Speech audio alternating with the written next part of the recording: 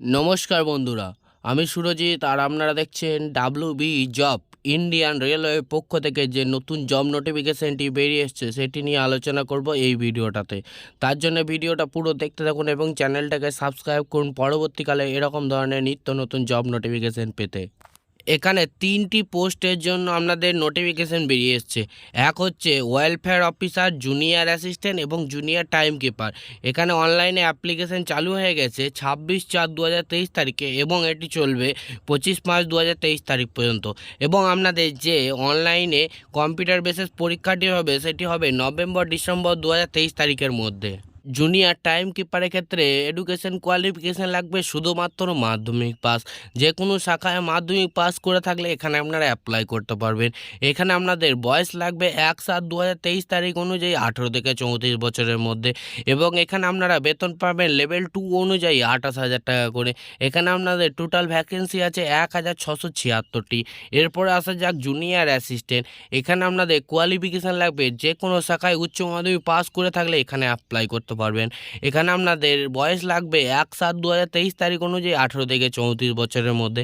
এখানে আপনারা বেতন পাবেন লেভেল 4 অনুযায়ী 34,000 টাকা করে। এখানে আপনাদের টোটাল ভ্যাকেন্সি আছে 908টি। এরপরে আসা যাক ওয়েলফেয়ার অফিসার। এখানে আপনাদের এডুকেশন কোয়ালিফিকেশান লাগবে যে কোনো শাখায় কলেজ পাস করে থাকলে এখানে আপনারা অ্যাপ্লাই করতে পারবেন। এখানে আপনাদের বয়স লাগবে 1/7/2023 তারিখ অনুযায়ী 18 থেকে 34 বছরের মধ্যে। এখানে আপনারা বেতন পাবেন লেভেল 6 অনুযায়ী 40,000 টাকা থেকে শুরু। এখানে টোটাল ভ্যাকেন্সি হচ্ছে 606টি। সরকারি নিয়ম অনুযায়ী যেরকম বয়সে ছাড় পান সেরকম যথারীতি বয়সে ছাড় পাবেন। ওবিসিরা পাবেন 3 বছর এবং SC STরা পাবেন 5 বছর এবং এক্স সার্ভিসম্যানরাও বয়সে যথারীতি ছাড় পাবেন। এখানে অ্যাপ্লাই করতে গেলে আপনাদের ফিস লাগবে সমস্ত ক্যান্ডিডেটদের জন্য 750 টাকা এবং PWD এবং ফিমেল, ট্রান্সজেন্ডার এবং এক্স সার্ভিসম্যান এবং SC ST মাইনরিটি কমিউনিটি এবং OBC যারা আছেন তাদের ক্ষেত্রে আপনাদের ফিস লাগবে 500 টাকা। এই ফিসটি আপনারা অনলাইনের মাধ্যমে দিতে পারেন যে কোনো ডেবিট কার্ড, ক্রেডিট কার্ড এবং UPI নেট ব্যাঙ্কিংয়ের মাধ্যমে। এখানে যে আপনাদের কম্পিউটার বেসিস পরীক্ষাটি হবে জুনিয়র টাইম কিপারের ক্ষেত্রে এখানে আপনাদের সাবজেক্ট থাকবে জেনারেল অ্যাওয়ারনেস। এখানে আপনাদের প্রশ্ন থাকবে 100টি এবং টোটাল মান হবে 100 নম্বর। এখানে টাইম থাকবে 90 মিনিট। এখানে আপনাদের PWD ক্যান্ডিডেটদের ক্ষেত্রে 120 মিনিট টাইম থাকবে। এখানে আপনাদের নেগেটিভ মার্কিং আছে, ভুল উত্তরের জন্য 3:1 হিসাবে নাম্বার কাটা হবে। জুনিয়র অ্যাসিস্ট্যান্টের ক্ষেত্রে যে কম্পিউটার বেসিস পরীক্ষাটি হবে সেখানে সাবজেক্ট থাকবে জেনারেল অ্যাওয়ারনেস 50 নম্বর এবং জেনারেল ইন্টেলিজেন্স রিসোর্সিং 50 নম্বর। এখানে টোটাল মান হবে 100 নম্বর এবং এখানে আপনাদের টাইম থাকবে 90 মিনিট। PWD ক্যান্ডিডেটদের ক্ষেত্রে টাইম থাকবে 120 মিনিট।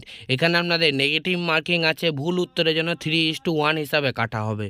এরপর আসা যাক ওয়েলফেয়ার অফিসারের ক্ষেত্রে কম্পিউটার বেসিস পরীক্ষা যেটি হবে সেখানে যে সাবজেক্টগুলি থাকবে সেগুলি হচ্ছে জেনারেল অ্যাওয়ারনেস। এখানে 50টি প্রশ্ন 50 নম্বরের জন্য এবং ম্যাথামেটিক্স 25টি প্রশ্ন 25 নম্বরের জন্য এবং জেনারেল ইন্টেলিজেন্স অ্যান্ড রিসোর্সিং এখানে 25টি প্রশ্ন 25 নম্বরের জন্য এবং এখানে টোটাল মান হচ্ছে 100 নম্বর। এখানে টোটাল টাইম থাকবে 90 মিনিট। এখানে আপনাদের PWD ক্যান্ডিডেটদের ক্ষেত্রে টাইম থাকবে 120 মিনিট। এখানে নেগেটিভ মার্কিং আছে 3:1 হিসাবে কাটা হবে আপনাদের ভুল উত্তরের জন্য। এখানে আপনাদের অ্যাপ্লাই করার প্রসেস হচ্ছে পুরোটাই অনলাইনে এবং আপনারা যে ওয়েবসাইট থেকে অ্যাপ্লাই করবেন সেটি হচ্ছে www.rmgs.org। এই ওয়েবসাইট থেকে আপনারা অনলাইনে অ্যাপ্লিকেশন করতে পারবেন। আপনাদের যে কম্পিউটার বেসিস পরীক্ষাটি হবে সেখানে আপনাদের ইংলিশ ল্যাঙ্গুয়েজে পরীক্ষা দিতে হবে আপনাদের। ওয়েস্ট বেঙ্গলের জন্য যে ভ্যাকেন্সিগুলো বেরিয়ে এসছে সেগুলি হচ্ছে ওয়েলফেয়ার অফিসার। এখানে আপনাদের টোটাল ভ্যাকেন্সি আছে 61টি।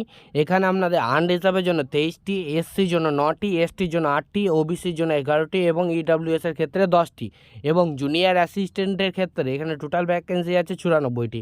আনরিজার্ভের ক্ষেত্রে 34টি, SCর ক্ষেত্রে 14টি, STর ক্ষেত্রে 13টি, OBCর ক্ষেত্রে 18টি এবং EWS এর ক্ষেত্রে 15টি।